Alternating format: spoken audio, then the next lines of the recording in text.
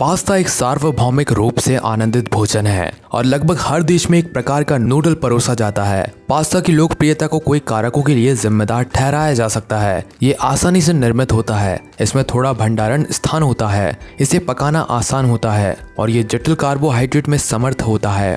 कच्चा माल पास्ता पानी और सूजी के आटे के मिश्रण से बनाया जाता है। सूजी ड्यूरम गेहूं का एक मोटा आटा है या एंडोस्पर्म एक नंबर रंग का उच्च प्रोटीन कठोर गेहूं है जो विशेष रूप से पास्ता के निर्माण के लिए उगाया जाता है। सभी प्रकार के आटे की तुलना में कम स्टार्च सामग्री और उच्च प्रोटीन सामग्री के साथ सूजी का आटा आसानी से पच जाता है। फरीना अन्य उच्च गुणवत्ता वाले कठोर गेहूं के मोटे दाने कुछ पास्ता बनाने के लिए भी उपयोग किए जाते हैं। पास्ता में पौधों को भेजे जाने से पहले सूजी और फरीना के आटे में बी विटामिन और आयरन भरपूर मात्रा में होता है। अंडे को कभी कभी रंग या समृद्धि के लिए मिश्रण में मिलाया जाता है। संघीय दिशा निर्देश ये निर्धारित करते हैं कि अंडा नूडल्स में न्यूनतम 5.5% अंडा ठोस होता है। रंग और स्वाद के लिए पालक, चुकंदर, टमाटर और गाजर जैसी सब्जियों के रस भी मिलाए जा सकते हैं। हाल के वर्षों में जड़ी बूटियों और मसालों जैसे लहसुन, तुलसी और अजवाइन के फूल का मिश्रण लोकप्रिय हो गया है। मिश्रण और सानना एक सूजी को विशाल साइलों में संग्रहित किया जाता है जो 1,50,000 पाउंड तक हो सकता है। पाइप आटे को घूर्णन ब्लेड में सुसज्जित मिक्सिंग मशीन में ले जाते हैं। मिक्सिंग मशीन में गर्म पानी भी डाला जाता है। मिश्रण एक गांठदार स्थिरता के लिए गूंथा जाता है। स्वाद और रंग यदि उत्पाद अंडा नूडल है तो मिश्रण में 2 अंडे मिलाए जाते हैं।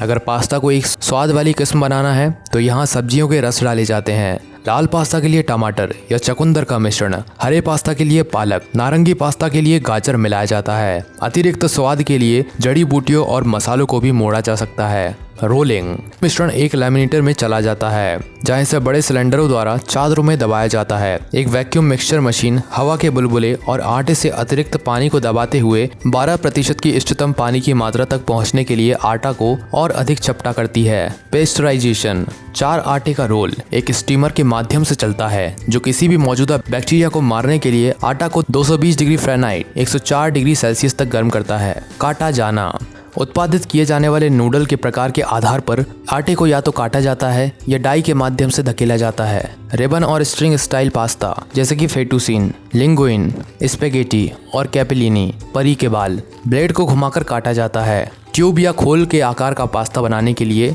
जैसे रिगाटोनी, जीटी एल्बो, मकारोनी और फ्यूसिली आटे को एक एक्सट्रूडर में डाला जाता है जो फिर इसे धातु के माध्यम से धकेलता है। डाई में छेद का आकार और आकार पास्ते का प्रकार निर्धारित करता है। सेवई और कैम्पेलिनी बनाने के लिए पास्ते के आटे को 0.8 से 0.5 मिलीमीटर व्यास के बीच छेद के माध्यम से धकेला जाता है। फिर काटने की मशीन पास्ता को 10 इंच 250 मिलीमीटर की लंबाई में काटती है और इसे कर्ल में घुमाती है। स्पेगेटी का व्यास 1.5 से 2.5 मिलीमीटर होता है और इसे सीधा छोड़ दिया जाता है। टोर्टेलिनी पास्ता के भरे हुए छल्ले एक अलग मशीन पर बनाए जाते हैं। मशीन आटे के एक रोल से छोटे हलकों को काटती है। रिकोटा पनीर मिश्रण की एक बाल्टी आटा के सर्कल पर पनीर की एक पूर्व मावा मात्रा छोड़ देती है। फिर आटे को मोड़ दिया जाता है और दोनों सिरों को मिलाकर एक घेरा बना लिया जाता है। रेवियोली पास्ता से भरे हुए स्क्वायर बनाने के लिए पहले से मापी गई चीज की फिलिंग की मात्रा को मशीन द्वारा पास्ता की एक शीट पर पूर्व मापा गया अंतराल पर गिराया जाता है। इस शीट पर पास्ता की एक और शीट रखी जाती है